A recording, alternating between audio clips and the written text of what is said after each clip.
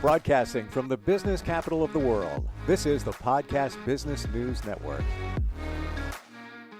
Well, in our lives, emotions are everything. We act on emotion, even making a purchase. You buy something, it's more times than not all about your emotions, what you're feeling at the time when you're thinking about buying something. And certainly with relationships, that comes into play. We're going to pick up where we left off last time with this gentleman about negative and positive emotions, how to identify them, how to change them. We're also going to look at the best healing emotion.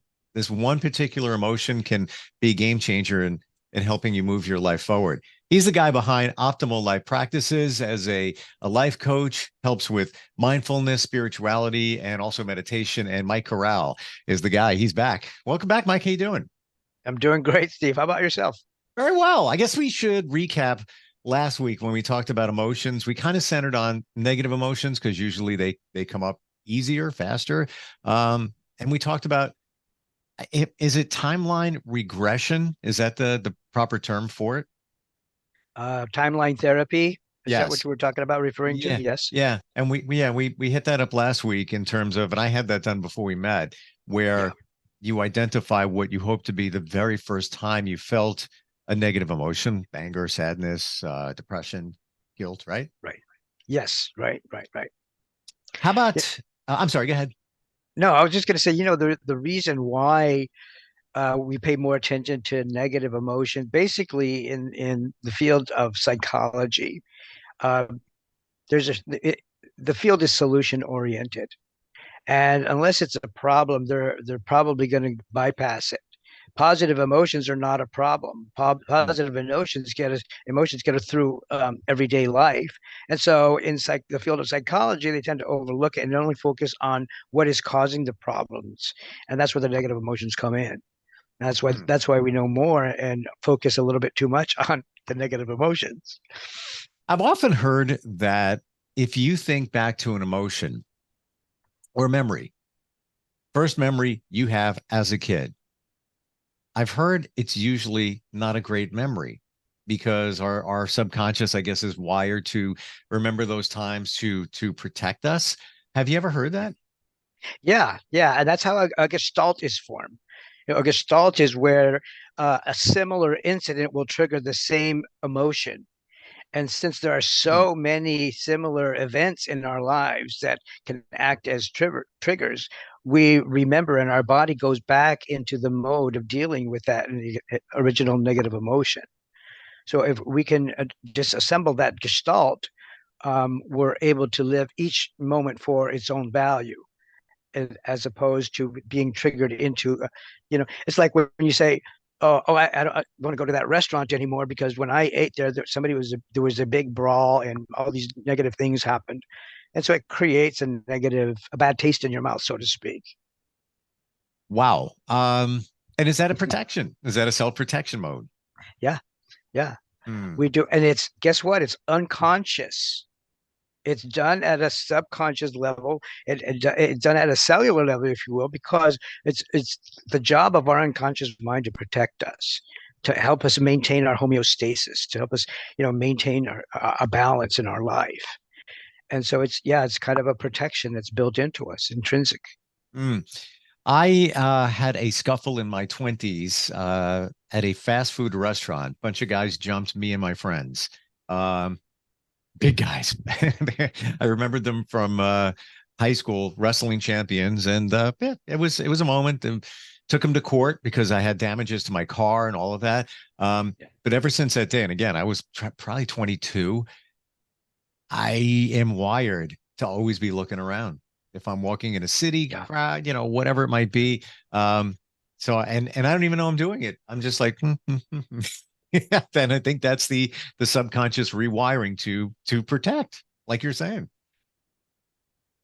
That's that's true. Yeah, Mm, yeah. We don't often notice that we're doing it, and sometimes the responses that we get are a little bit uh, delayed, simply an unconscious mode that just doesn't allow us to be intentional.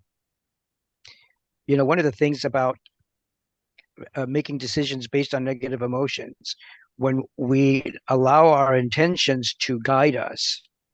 Uh,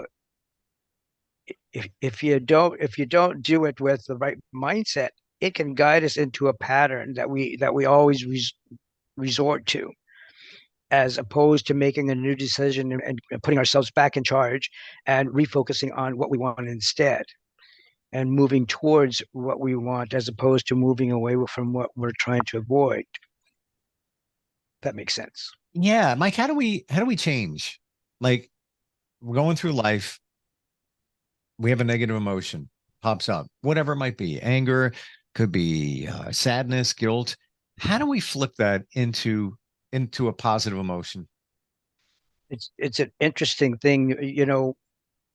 I'm going to go off that just to bring you back to how it works. Let's say you're in a survival mode. You ever watch the Survivor television shows where people are left out and with no food and And none of the I love the basics? ones. I know the one you're talking about. There's Survivor, that show. There's other shows called I Survived, and there's another one called I Shouldn't Be Alive. And these are people that were faced with situations. Some of them, they plane crash and they're in the middle of nowhere and they tell their story. So yeah, it is interesting to hear what they resort to when they need to.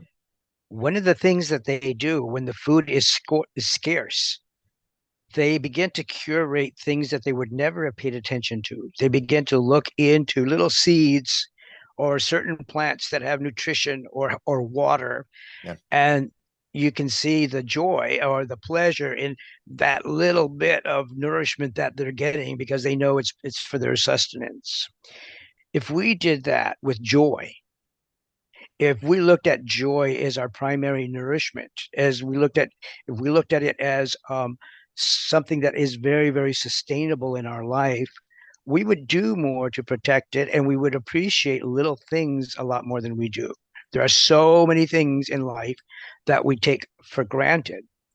And because of that, our level of joy gets overlooked, and we begin to want more and more and more to feel the same satisfaction that we would with very little. Hmm. How do you recognize? And by the way, joy being what we said before, the healing emotion. How do you find the joy? And maybe that's the bazillion-dollar question, but how do you identify those little joyful things in everyday life? When uh, do you have kids, by the way? Are you a dad, Steve? Yeah, yeah. Yep. So if you remember when your kid is crying and you do whatever you can to distract them, sometimes you try to see if you can make them laugh instead of cry. Sure. And you do something and you make a funny face or you pretend to fall or you do something goofy and you watch the expression on their face as they change and they begin to laugh instead. We can do that for ourselves if we can remember some of the things that brought us joy in the past, or if we can learn to recall um, our physical, emotional, mental, and spiritual state when we were at a peak moment of joy. Uh, we can do that. Oftentimes, it's something very simple that we can remember and we can recall the events. We do that when we reminisce Hmm. when you get together with an old friend, it's been such a long time. Do you remember that time when we were hanging out at this place? You remember all of those details and the bond that took place at that very moment. And it creates a visceral effect so that your whole body is responding to it. Your mind is responding to it. Your heart is responding to it. And we can do that more often than we need to. But sometimes, if we get in an argument or a confrontation of sometimes, we begin to focus on who's right, who's wrong, what am I going to do to hold my place here? We become either defensive or offensive, and we forget that that incident is distracting us from the joy that we need to have. Hmm. And it depends on the degree of severity too. I mean, some things you just you can't be joyful when somebody's being assaulted or you're being assaulted, but to come back to it as soon as possible is the main thing that we need to focus on. And I never like to use this phrase because I think it manifests negativity, but the intention is there. Look on the bright side, or it could have been worse. in those situations, this happened. And this refocused my emotion now to anger, sadness, whatever the emotion is. But to come back to the joy center sooner, I think with experience, with faith in yourself, with understanding of the universe, also understanding some things you can't control, can, I think, help you get back to the joy spot a little bit sooner. Yes, yes. I was talking to a friend of mine a few months ago, and she's the type of person that will focus on what's wrong. And ultimately, she's a hero for dealing with so much and for having such tremendous coping skills. And every once in a while, she'd say, I don't know if I can survive this. This is just devastating to me. Yeah, yeah, yeah. And I remember getting back to her later on and say, so how's it going with, oh, the problem hasn't gone away. It's still there. And, and she'll go on and on and on. And I'll say, but you're still here and you're alive and you sound healthy. All of these things. And she'll say, oh, yeah. Oh, yeah, that's right. And then she'll go back to, but, and recall all of this stuff. These are things that we need to train ourselves to undo and redo. Because if you do focus, if you learn to strategically focus on what you're looking forward to, or what this shift has caused you to evaluate, after the evaluation, we always come out ahead. Mm. If we're alive, if we're still healthy, we're actually a little bit smarter, a little bit wiser for the experience, and we can use that to move forward. It's like gaining muscle. Yeah, funny you should say that. The other day, my daughter is 15, and we were driving past my old elementary school, and I was getting flashbacks. Funny, talked about it being assaulted when I was in my 20s, a fist fight. Yeah. I was bullied as a kid, but as a elementary school student. I passed by the playground. I'm like, you know what? See that playground right there and that spot right there? And then there was a slide, some swings and stuff like that. And I told my daughter, that's where dad got beat up when he was little. And I was a big pudgy kid, got made fun of. I said, that'll never happen again. So Right. to your point, there's a lesson in all of it. You look at the lesson. What did I come away with? And you're right. I Yeah. agree. You'll always be ahead if you look at things in a more positive way. Right. Yeah. And I went through some very similar things. I used to get bullied to the point where I would have nightmares that people were coming into my house and attacking me, and I didn't have any resources to fight back. And everything I tried was not working. And one of the reasons why is because I was such a compassionate person. When I used to get bullied, I would always look for an equalizer. I was a tiny, tiny kid in high school. People thought I didn't belong there. But I would always have an equalizer stashed, a 2x4 in a bush or a chain in my pocket or something. And I'd always get the best of the bully that was attacking me for some reason. And I remember the point where I actually felt sorry for them. Before I could even launch a blow or, attack them in some way, I felt sorry for them because I could see the fear in their face. I could see them as vulnerable as I felt, and I couldn't do it.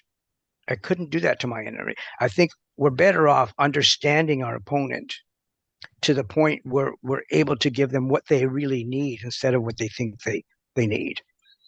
And there's always a win-win, if you look hard enough and if you have the confidence to do that.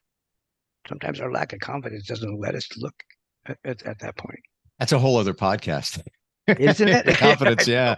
Yeah. But even in a relationship that ends, and let's say it wasn't your intention, it was the other person, they did whatever they did, and you turn and you look and say, you know what? In a lot of ways, you feel sorry for them. If you reframe it because they changed their lives and maybe it's not for the better, they think it is, and you just look at it from afar now and say, you know what? Wow, good for you. I mean, good luck to you. Yeah. And if you take it to the point where you could actually want them to have everything that they need, you want them to get to the point where they feel whole and complete again. when you want that for someone, guess what? Your vibe is conducive to allowing that to happen for them. And it's amazing because sometimes it can actually repair a relationship, believe it or not, or bring it close because we lack that understanding, and that lack of understanding creates such a void that needs to be filled with something positive instead. And that hope is one of those positive things that we can feel. And we've talked about manifesting before, but if you can, as I understand it, wish the other person well, even if they did you wrong. Yeah. Love and light. Good luck to you. Best wishes. Hope it all works out for you. And Yeah. with positivity, um, you change whatever you emit, that negativity, to more positive in yourself, Yeah. whereby attracting more of the good stuff to you. And it That's doesn't, right. it's hard to imagine that, how that's going to work, but everybody tells me it does. It does. It does. There's going to come an incident very soon. I can predict uh, for you where you'll notice that happening, and you'll see what it looks like. You'll begin to recognize it and cultivate it and bring it more into existence. Once you get a taste of what it's like, it grows, and we begin to cultivate it unconsciously and intentionally. And that is one of the most beautiful things because love begets love, just like all the other positive emotions beget more positive emotions. When we look at the continuum of negative emotions and positive emotions, there are five main negative emotions and only four primary key positive emotions. And I think my personal theory is that it's because they're more sustainable and it doesn't take as much because they do so much more than the negative emotions when we do it right, when we focus, when we allow our mind to be in that positive mindset. What So, are the positive emotions? Now we have joy, happy, right? well, joy creates happiness, but it's joy, interest, contentment, and love. Mm, So, and those aren't common every day that you hear, but those will invite other more pleasurable experiences into the life. Joy will cultivate happiness, amusement, anticipation, exhilaration. Interest will stir up our curiosity and our excitement. It also it also stimulates the opportunity for awe, for us to be in wonder. That feeling, oh wow, you hmm know that state of awe. And then you have contentment, which brings us our serenity, our tranquility, relief, comfort. mm. And then love, it brings us into relationships that are romantic, exhilarating, that are compassionate and caring. And those are the beautiful things that we forget to cultivate, to preserve, to the more we give them, or look for opportunities to share them, the more they come to us, so that we have an abundance to give. You can't stop giving. It's often been said that you need to love yourself before you really can truly effectively love others. And is that also because when you truly love yourself, everything's good? I am enough. I'm actually a nice guy. Yeah, Yeah, you get yeah, to that point. Um, is it that you're radiating love and that's why it draws to you? yes. When we understand our purpose, we understand that we're here for a good reason, and that we're here to offer something to humanity. We are a gift to mankind, believe it or not. We've been taught to not think, oh, don't you think you're God's gift to mankind? Well, if I was, I would be a lot more responsible with how I take care of myself. I would be a lot more responsible if I realized that what I do is going to affect the rest of the world. So I need to take care of myself. You know, there's in the Bible, you talk about they talk about sacrificing animals back in the day when Jesus was roaming the earth. And he went to the temple one day, and these people were selling animals that were worthy of sacrifice. These animals were cared for in a special way and cultivated so that they were flawless, so that they were the best, in the best condition that they could be, because only that was suitable to offer. Uh, and yet, with Jesus, he got mad because they were actually selling these, and uh, so that people didn't have to find them themselves and offer them themselves. It was costing somebody nothing. It's like buying a gift versus making a gift for somebody. Bottom line is this: the Bible also says that I beseech you, brother, that you treat yourself as consider yourself a living sacrifice, so that you may be worthy of offering yourself to God. And I don't mean to sound religious here, but what I'm saying is if we treated ourselves as something that needed to be worthy of giving as a gift, we would eat better. We would be as healthy and fit as we could. We would look as good as we can possibly look. And we would become, in that process, more attractive, more desirable. So it behooves us to put ourselves first, to take care of ourselves, to love ourselves. You know, it's not as selfish in the negative way that people will say, Hmm. but it's a good thing, holistically speaking.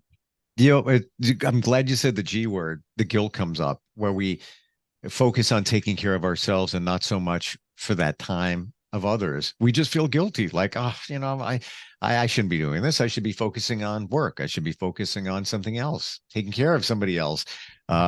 But you got it. I mean, that's such a cliche. You got to take care of yourself before you can take care of others. Yeah, But the guilt thing comes into play. yeah. When our as a dad, I know you know this, but when you think about taking care of yourself for your daughter's sake, being the best dad possible. You want her to be proud of you. You want her to be confident that you're going to be alive for a long time. You want her to feel the joy of knowing her dad's healthy and thriving. If we neglect ourselves, we can't thrive for the people that we love. And it's actually a gift to others. After it's a gift to ourselves and to God. And a lot of the stuff that we don't realize, the importance of it until we start talking about it and how to reframe these emotions. And is it everything is driven by emotion? Is it safe to say that? It sure seems like it, doesn't it? I mean, one of the things that I've noticed is that whatever happens in our life will trigger an emotion, a good one or a bad one. And if we can manage that, then the problems in the world would become different. We won't ever run out of them. We're always going to have them, but they spur us into something better. They grow us. And we don't go into a tailspin when we have to deal with something. We just realize, I got it. Gonna be all Mhm. right. Is it Mhm. easy? No. No, that's Maybe it right. wasn't what you expected. But I also believe that you can't always do it alone. Like you can't, you shouldn't say you can't, but it's challenging to realize these things on your own I, and somebody's I don't think it's refocusing. meant to be done alone. Okay, fair enough. I think it's meant to be done in community. It's meant to bring us together. Um, you know, when we neglect that and we begin to isolate ourselves, we begin to lose our ability to thrive. Yeah. Isolation is one of those things that we're afraid of for good reason, and we should avoid at all costs. A lot of times I'll be online and I'll see a story, learn about this, blah, blah, blah. I'll click it. I'm like, oh, good. I'm going to learn something. This is going to be great. And a lot of times it's, metaphysically driven or, coaching areas, things like that. And I find myself reading it, but I'm not excited as I thought I would be. And I think it's because it's just me reading it as opposed to we're talking about it. We're Mhm. talking about. There's emotion put into even this conversation in Mhm. terms of directions that we're looking at and heading in. It's so different when you're connected to somebody else talking about this stuff or learning it. Yeah. Do you remember we talked about spiritual intelligence Sure. and what an intelligence is? When we find applications for these things, it becomes real. When we talk about them, we actually find ways to apply them. into our lives, or ways that they could have been applied in the past. And then we look forward to similar situations because I want to hurry up and try this thing now. Yeah. Next time that problem comes up, I want to try it. It's like getting a new tool. You say, oh, I got this new tool. I can't wait to go use it. Sure. That's the intelligence. That's the spiritual intelligence that is there for us to acquire. Even what we talked about today, the refocus, have a negative emotion that you're dealing with, and to faster spin it around into a positive. I don't think many of us would even think about that until you're talking like we're talking about it. We're out of time. That goes by fast. Oh man. Just that slides right by. And I'm like, I even have to double check. Is it really accurate? But yeah, it is. How do we find you, Mike? If somebody wants some coaching help, wants to talk about some of this stuff, how do we do that? Well, I have a new number, a toll-free number. It's 855-549-8118. Those are all numbers divisible by 3, by the way, Steve. So you can reach me that way, or you can go to OptimaLifePractices.com. Shoot me a text, drop me a line, reach out, and I will certainly get back to you, and we'll talk about customizing something for you and those you care about. Yeah, the answers are all there. You help us uncover the answers. And wouldn't it be great starting 2024 on a very positive note, looking into, things a little bit differently? Absolutely. Joy is not just for Christmas. Yep. Joy is for the whole year round. It's true, though. It's kind of funny when you think of it, joy to the world, and you think of the holidays, but yeah, it should be every day. Mike, thank you so much. I really appreciate it.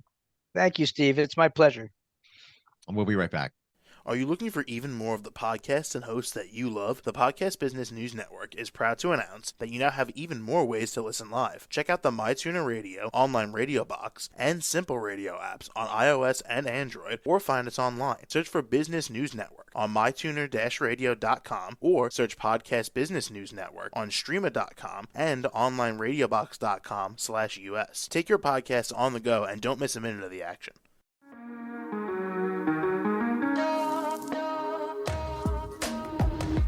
Broadcasting from the business capital of the world, this is the Podcast Business News Network. For nearly 2,000 severely injured veterans, everyday life has become filled with barriers. Day-to-day simple tasks can become pretty daunting. I have to carry my chair up 2 flights of steps or have somebody do it for me. What scares me the most is just the falling. When I'm struggling with my house, I think, to have that one great barrier just knocked down, it's crucial. Home for Our Troops is a wonderful nonprofit that builds a mortgage-free, fully adaptive, handicap-accessible house. And there's no catch. It'll be our very first home that we've ever owned. This is a game changer. This is where your life begins again. We need you to join us in completing this important mission. Please visit hfotusa.org and help build homes and rebuild lives. Because of you, everything's going to be okay.